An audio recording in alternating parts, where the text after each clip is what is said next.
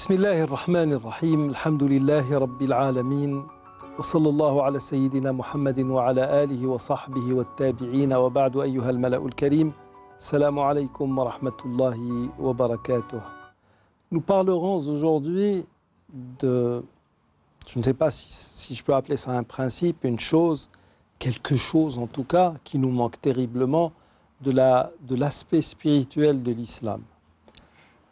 Quand vous entrez dans une bibliothèque, vous allez dans une librairie plutôt, vous allez trouver une multitude de livres, généralement des petits opuscules où l'on vous parle du culte. Sauf que l'aspect essentiellement rituel du culte est celui qui est le plus mis en avant, comme si la prière que nous faisons, l'aumône que nous faisons, le jeûne que nous jeûnons, le pèlerinage que nous accomplissons, comme si tout cela était dénué d'âme, vidé de sa substance. En parlant de la prière, par exemple, on va beaucoup plus vous dire, par exemple, Sifatu salati nabi, ka'annaka tarah. Les derniers sont allés jusqu'à dire la manière dont le prophète priait, et comme si tu le voyais, c'est-à-dire on va essayer de vous schématiser la chose de la manière la plus fidèle. Et une fois, je voyais quelqu'un en train d'apprendre à un nouveau venu, on va dire, dans la mosquée, la manière de prier. Alors oui, tu mets les mains comme ça, et quand tu lèves les mains, tu les lèves comme ça ensuite. Tu fais ça. Et j'étais en train de regarder le monsieur, il dit, mais c'est quoi ça? C'est un cours de danse? Oui, parce que le prophète, sallallahu alayhi wa sallam, quand il levait les mains, il écartait les doigts. Alors, les jours d'après, je remarquais ce nouvel apprenti en religion qui priait, par exemple, et après une inclinaison, quand il se levait, quand il levait les mains, il faisait ça. Ensuite, il écartait les doigts. Donc, je suppose que dans son inconscient même, il y avait beaucoup d'énergie qui était déployée justement pour être aussi fidèle à la gestuelle. Sauf que, face à cela, j'ai un hadith du prophète sallallahu alayhi wa sallam qui s'adressait à Bilal radiyallahu anhu et qui parlait d'une chose que je suis dans l'obligation de le reconnaître, je n'ai jamais pu vivre. Quand il disait « Arihna biha ya Bilal » repose-nous par le biais de cette prière ou apporte-nous un réconfort au Bilal, parce que c'était Bilal qui annonçait que la prière était imminente avec cet appel que nous appelons « Iqamatus salah ». Je me tourne vers on va vous qualifier vous affubler d'une appellation de spécialiste maison en spiritualité. C'est sur vous que retombera ce fardeau du mois. Arihna biha ya Bilal. Ce hadith, vous le connaissez mieux que moi. Honnêtement, est-ce qu'il est facile de pouvoir vivre ce hadith? C'est-à-dire être comme Nous avons un récit d'un compagnon du prophète sallallahu alayhi wa sallam qui était atteint de ce qui semble être, selon les récits, une gangrène. Urwa ibn Zubayr. Et les médecins ont décrété qu'il fallait lui amputer la jambe. Comment faire pour lui amputer la jambe?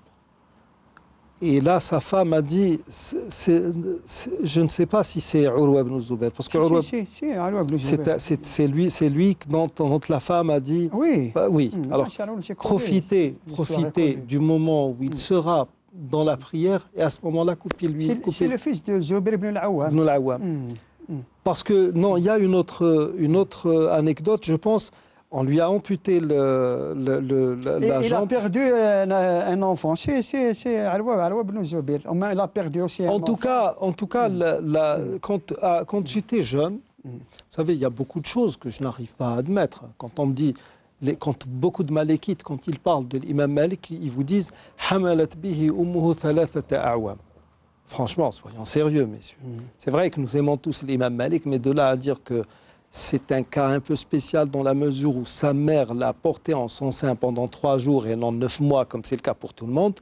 Je suis désolé, je ne peux pas l'accepter. Et on ne peut pas me parler de miracle ou de faveur divine, carrément. Franchement. Et avant, justement, quand à chaque fois que je passais par cette anecdote, où on a coupé la main d'un homme pieux pendant la prière parce qu'il était tellement absorbé, il était tellement dans cet état de fusion extatique qu'il ne se rendait plus compte de rien. Je me disais, ça c'est honnêtement, je ne citerai jamais cela dans un de mes prêches. Mais quand j'ai pris conscience des neurosciences et après les premières études, je m'étais rendu compte que oui, dans un état de fusion extatique accrue, la sécrétion de sérotonine est telle qu'on peut faire n'importe quoi au corps, il ne s'en rendrait pas compte. On ne ressent plus de douleur. Oui, mais le problème est que là, arihna biha ya Bilal. Ça veut dire que la prière est une halte dans le quotidien qui permet à l'être humain, normalement, qui lui permet de se détacher du monde, de se ressourcer dans une dimension hautement plus élevée, puis de revenir à la charge après la prière avec beaucoup plus de force et de vigueur. Ma foi, c'est... Si vous permettez juste, entre parenthèses, les soufis disent que la prière est donc, la prière est l'ascension. C'est l'ascension du croyant. Verticale du croyant. Voilà. Donc c'est à travers la prière que le croyant s'élève vers Dieu. Et pour couper, comme on a dit, pour couper avec avec la vie mondaine, matérielle. En tout cas, ce hadith veut dire que dans chaque chose ayant trait à la religion que je fais, il y a un aspect qui ne relève plus du rituel, de la gestuelle, mais qui va se jouer uniquement et exclusivement au niveau du cœur. Vrai ou faux? Bismillahirrahmanirrahim, wa sallallahu ala sayyidina Muhammadin wa ala alihi wa sahbihi.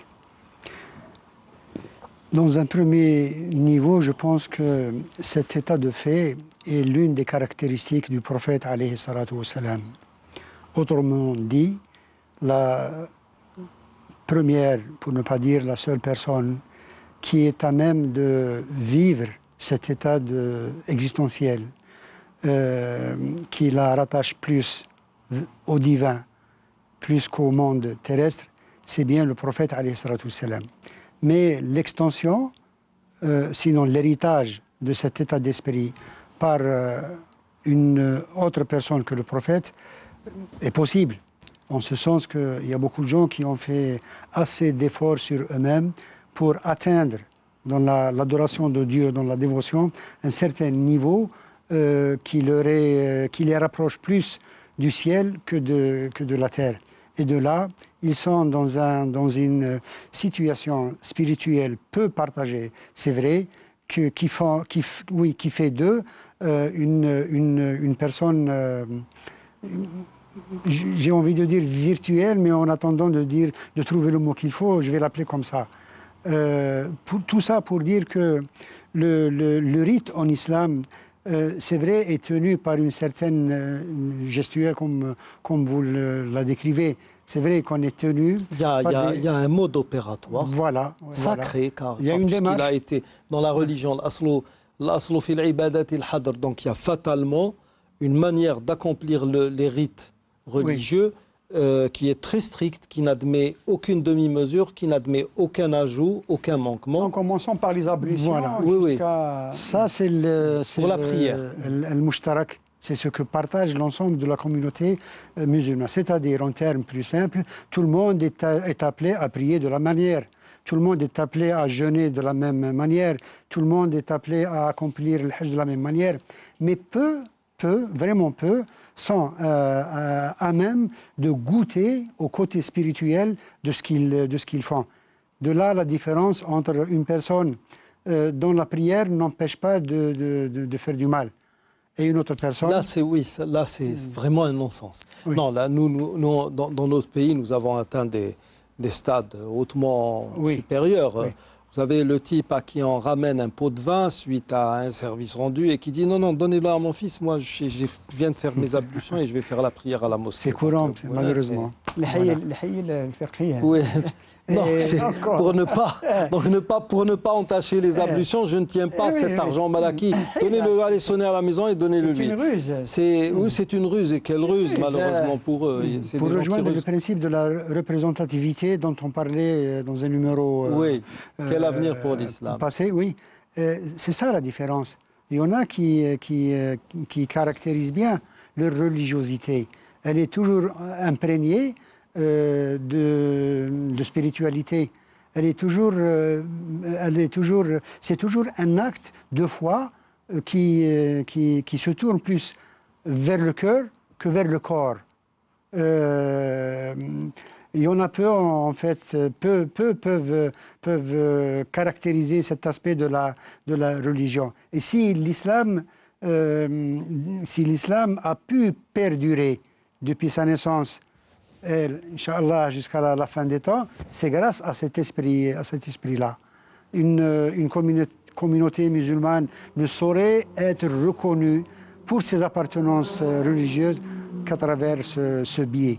Sinon, je vois mal une personne ou un groupe prier, faire un acte de foi vidé de son sens et supposé être un bon musulman. Je crois pas que quelqu'un ait bien justement étudié cette question, comme l'a fait Abu Hamid al-Ghazali rahimahullah dans Ihya Ulumuddin. Exactement. Je suis en train de traduire certains passages de Ihya Ulumuddin. Eh bien, j'ai déjà traduit كتاب أسرار الصوم, كتاب أسرار الصلاة, كتاب أسرار الحج. Pour chaque acte cultuel, Abu Hamid al-Ghazali il t'apporte des secrets extraordinaires, des secrets que contient cet acte. Qui transcende l'acte lui-même. Absolument, absolument. Et la spiritualité qui se dégage de ces actes-là. Donc, ce n'est pas des actes mécaniques comme ça qu'on fait. Parce qu'à la longue, on se lasse, on s'en lasse. Monsieur Boujoun, en fait, on arrive à une finalité où l'acte est voulu en lui-même. Faire soit par effet de masse, j'ai vu les autres prier, je vais prier, soit par habitude, soit par un autre moyen. Mais ce qu'il y a lieu de réaliser, le travail à faire sur soi-même, c'est de se réaliser spirituellement, arriver à faire une prière où il y a une réelle jonction entre ce que je suis et la destination vers laquelle je me retourne. Voilà, et c'est une perspective trop prêchée, je vais être un peu extrémiste, trop prêchée par les spiritualistes, en l'occurrence l'école soufie. Le grand travail qu'ils font, c'est ce travail-là, raccorder l'humain avec le divin. Mais heureusement, parce que, comme l'a dit M. Tchkat, lorsqu'on lit certains traités de jurisprudence qui te parlent des actes cultuels, pratiquement il n'y a pas. C'est carrément... C'est la gestuelle qui compte, c'est tout. Oui, c'est sec. Il n'y a pas cette ferveur spirituelle, religieuse. Voilà, il te dit comment faire la prière, comment jeûner, et ça s'arrête là. Le problème est qu'à un moment où selon ce que l'on juge être un moment où l'islam était pratiquement en perdition, avant ce qu'on appelle Sahwa, est-ce qu'il y a réellement eu une renaissance, un réveil islamique? Je me souviens que le peu de personnes qui faisaient la prière, le peu de personnes qui allaient au pèlerinage, le peu de personnes qui représentaient la religion étaient à leur niveau, chacun, étaient des modèles à suivre. Oui. Des modèles à suivre. Oui. À un autre niveau, des gens qui étaient moins visibles, que nous ne connaissions pas, que nous n'avons connu généralement, ou dont nous avons eu vent de la biographie après leur mort. Certains enseignants, certains gens même qui travaillaient en usine, il y avait ce sérieux, je ne sais pas si je peux parler d'abnégation, des gens qui étaient dans l'essentiel, avec lesquels il n'y avait pas de superflu. Nous qui ne comprenions rien à la vie, nous disions oui, c'est une vie triste que mènent ces gens-là. Puis avec le temps, on s'était rendu compte que c'était des gens qui, quand ils étaient seuls, ils s'adonnaient à la lecture du Coran, ils lisaient beaucoup de livres, ils étaient dans leur bulle, dans leur monde, où ils étaient très très heureux. Donc je pense que ces gens-là avaient quand même bien compris l'importance de cette spiritualité dans la religion. Et cette spiritualité, on l'a vu, c'était des gens intègres, honnêtes, c'était des gens qui faisaient leurs 8 heures de travail. Oui. On en a eu beaucoup, beaucoup, beaucoup. Un effet de mode ou de laxisme intellectuel a fait que les gens sont allés dans la normalisation de la normale. Et puis, voilà, nous sommes là maintenant. Mais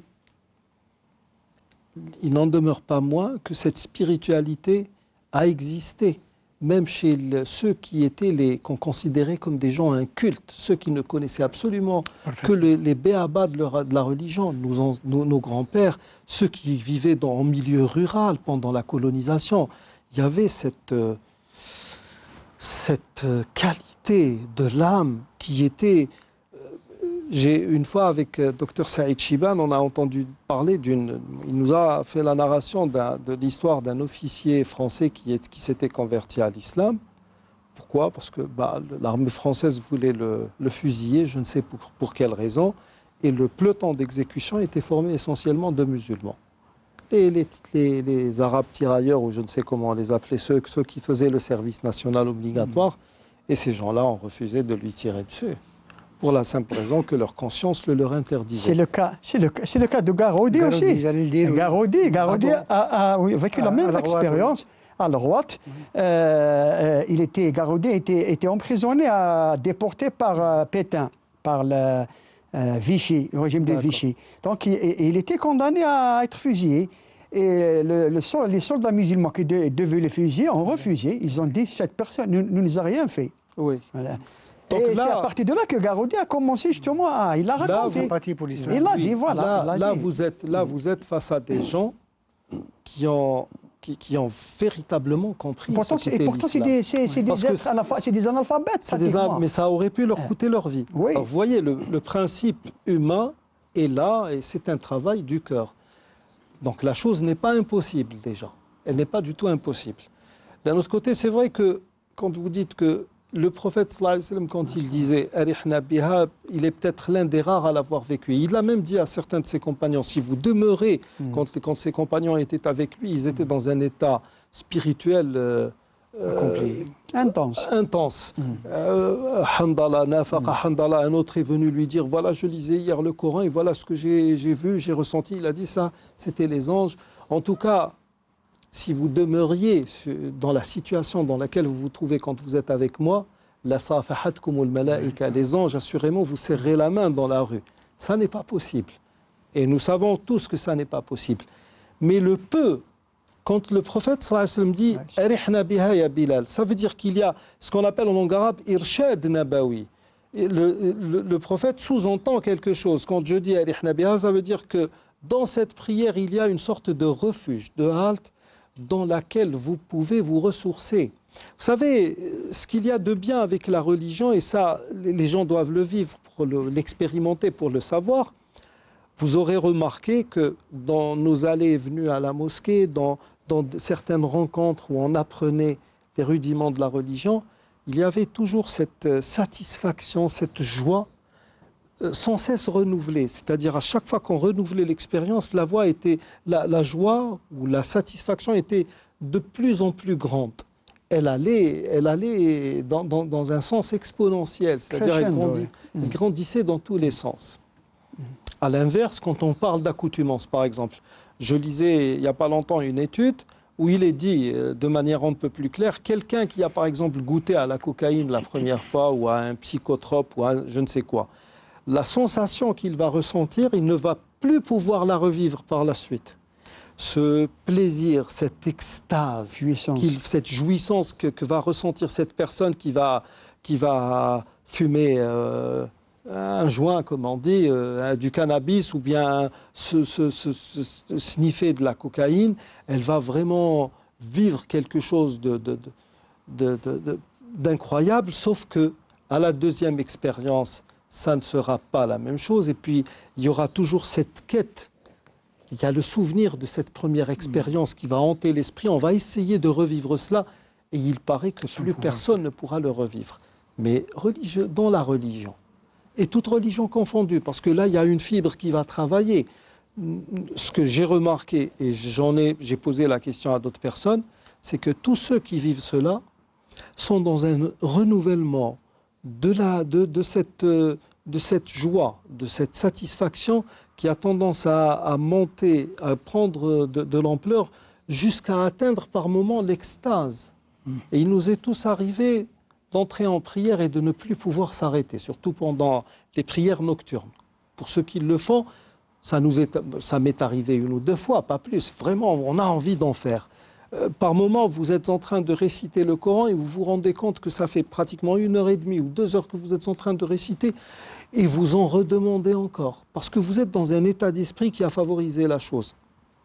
Imaginons que nos musulmans travaillent sur cela et qu'ils commencent à goûter à cette joie de la religiosité, cet état d'apaisement physique et mental qui a été indiqué par le prophète sallallahu alayhi wa sallam. Qu'est-ce qui pourrait se produire dans la société? On deviendrait pratiquement comme à quelques degrés près, c'est peace and love, quoi. Justement, je pense que la philosophie de la religion, c'est de maintenir cet état d'esprit. Si un état d'esprit est déjà acquis, et s'il se répète à chaque fois, donc il n'y a plus rien à chercher encore. Mais quand on rattrape, du moins on essaie de rattraper cette extase, on est en continuité à sa recherche. C'est ça qui fait que l'on est imprégné de religiosité jusqu'à la fin. Et l'au-delà fera le reste. En tout cas, quand on a connu des gens, je ne sais pas, je citerai Cheikh Ahmed Sahnoun par exemple, Cheikh Tahar Al-Jat. Oui. Cheikh Tahar Al-Jat, je dirais que, vous savez, on est conscient que c'est un grand personnage, mais il est tellement humble,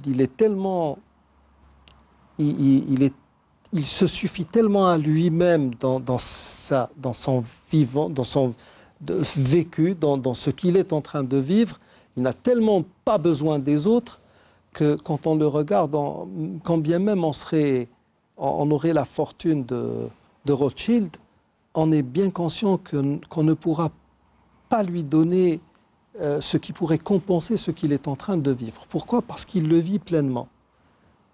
Cheikh Ahmed Sahnoun, c'était pareil, c'est-à-dire que dans la tristesse la plus immense, il trouvait matière à... D'ailleurs, ils étaient de très bons amis, les deux. Hein. Oui, à trouver... Moi, c'était... Enfin, l'un est mon maître, l'autre, Oui, j'étais son muezzin. Donc, c'est des exemples uniques. Quand vous savez, par exemple, quand vous entendez le grand exégète égyptien contemporain qui était l'élève de Belkhaïd, Sha'rawi, parlait de Belkhaïd et de son expérience avec lui. Oui. Vous avez l'impression de lire un récit du 1er ou 2e siècle de l'Hégire. Donc, Arihna biha ya Bilal, ça devrait normalement faire le titre d'un livre sur la prière. Pourquoi ça n'est pas le cas? C'est ça le problème. Et il va falloir justement que l'on aille vers cette qualité de l'islam qui était celle des premiers musulmans. Sinon, de toute manière, si on ne le fait pas, on sera remplacé par des gens qui le feront. Normalement, tel est le décret de Dieu. Oui. Si vous ne le faites pas, n'atteindra justement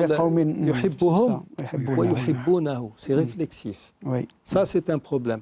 Et Hubbullah, justement, quand on lit les grandes œuvres soufis, c'est une quête qui se fait et qui se fait à partir par le biais justement de la religion. Et c'est pour cela que l'imam Shafi'i disait إذا رأيتم الرجل يطير في الهواء أو يمشي على الماء فلا تغتروا به حتى تعرضوا كتابه على أمره على الكتاب والسنة. Si vous voyez quelqu'un voler dans les airs ou marcher sur la mer, ne soyez pas tenté ou subjugué par son affaire jusqu'à ce que vous la soumettiez au livre de Dieu et à la tradition de son prophète. Et malheureusement, nous, ce que nous faisons actuellement, ce n'est que le deuxième volet, c'est-à-dire nous voulons tout soumettre au livre de Dieu et à la tradition de son prophète de manière, je vais dire, bête, ubuesque, qui n'a absolument rien à voir avec l'intelligence qui imprégnait les esprits des premiers musulmans. Normalement, j'ai plus ou moins pu cerner le problème, car c'est un problème qui est le mien. Et le Coran, quelques secondes. Et le Coran, il dit, en parlant des prophètes, وكانوا يدعونه رغبا ورهبا. Oui. Par amour, par désir et par crainte. Donc l'amour et le désir passent avant la crainte. Absolument. Malheureusement, chez nous, il te dit je crains Dieu, mais parce qu'ils sont sous la logique judéo-chrétienne. Dieu est un Dieu rôtisseur. Nous arrivons au terme de cette émission. Je vous remercie de l'avoir suivi. Wassalamu alaikum wa rahmatullah.